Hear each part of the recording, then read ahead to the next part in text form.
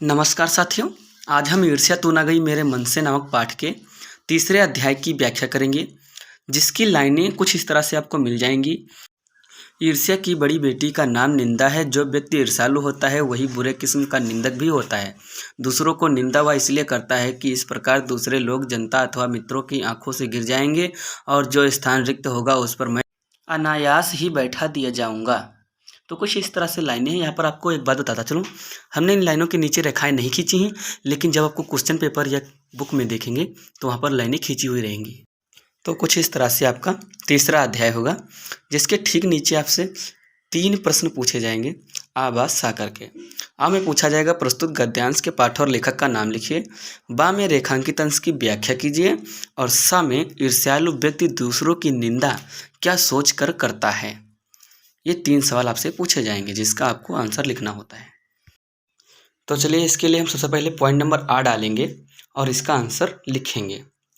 तो कुछ इस तरह से उत्तर हेडिंग डालेंगे और इसके बाद आ पॉइंट डालेंगे और लिखेंगे प्रस्तुत गद्यावतरण हमारी पाठ्यपुस्तक हिंदी के गद्य खंड में संकलित एवं श्री रामधारी सिंह दिनकर द्वारा लिखित ईर्ष्या तू ना गई मेरे मन से नामक मनोवैज्ञानिक निबंध से उद्गृत है, अथवा अग्रवत लिखित पाठ का नाम ईर्ष्या तू ना गई मेरे मन से, लेखक का नाम श्री रामधारी सिंह दिनकर जी है। ये हो गया मेरे पाठ और लेखक का नाम।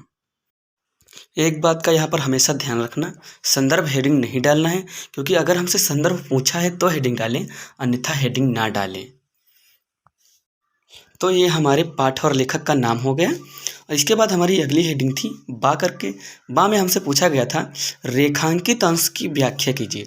रेखांकित अंश का मतलब जिन लाइनों के नीचे लाइनें खींची होती हैं उन लाइनों की हमें हिंदी व्याख्या करनी होती है। तो चलिए, इसके लिए सबसे पहले हम बा पॉइंट डालेंगे और उसकी व्याख्या करना शुरू करेंगे।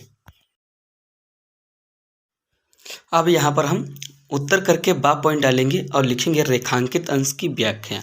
ये हेडिंग डालेंगे रेखांकित अंश की व्याख्या, क्योंकि हमसे रेखांकित अंश की व्याख्या करने के लिए पूछा है, तो हम हेडिंग डालेंगे रेखांकित अंश की व्याख्या। इसके बाद लिखना शुरू करेंगे। इसके बाद लिखेंगे दिनकर जी का मत है कि जैसे ही हमारे मन में ईर्ष्या की भावना जन्म लेती है, वैसे ही निंदा की भावना भी उत्पन्न हो जाती है। इसलिए निंदा को ईर्ष्या की बड़ी बेटी अथवा पहली संतान कहा गया है। जो व्यक्ति किसी के प्रति ईर्ष्यालु होता है वह अत्यंत बढ़ा चढ़ाकर उसकी बुराई करता है। उसकी बुराई करने में उसे आनंद का अनुभव होता है। वह चाहता है कि अन्य लोग भी उस व्यक्ति की बुराई करें। उसके निंदा करने का उद्देश्य यह होता है कि वह व्यक्ति दूसरे लोगों की दृष्टि में गिर जाए।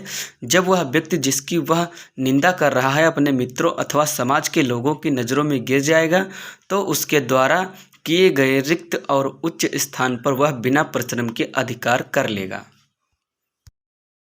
तो जैसा कि आपने यहाँ पर देखा कि दिनकर जी कह रहे हैं कि यदि हमारे सामने कोई या कर हमारे कोई निकटतम या मित्र की लाखों बुराइयां करता है, बहुत सारी बुराइयां करते हैं, जिससे हमारे मन में उसके प्रति सारा व्यवहार खत्म हो जाता है।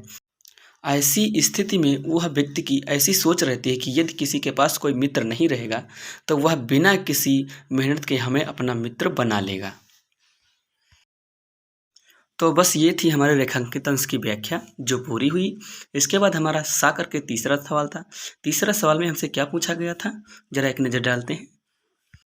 हमारा तीसरा सवाल था ईर्ष्यालु व्यक्ति दूसरों की निंदा क्या सोच कर करता है, जिसका हमें आंसर लिखना था। तो चलिए, इसके लिए सबसे पहले हम पॉइंट डालेंगे सा और उसका आंसर लिख देंगे।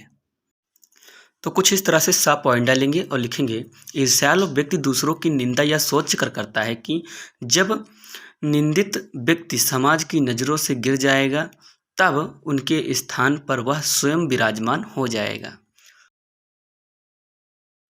तो ये हमारे ईर्ष्या तू न गई मेरे मन से नामक पाठ के तीसरे अध्याय की फर्स्ट, सेकंड, थर्ड तीनों सवालों के आंसर पूरे हुए। आभासा, पाठ और लेखक का नाम, रेखांकित अंश की व्याख्या और तीसरे सवाल का आंसर सा का। तो बस आज के लिए इतना ही। मिलते हैं अगले वीडियो में, तब तक के लिए धन्यवाद। Like, subscribe and share.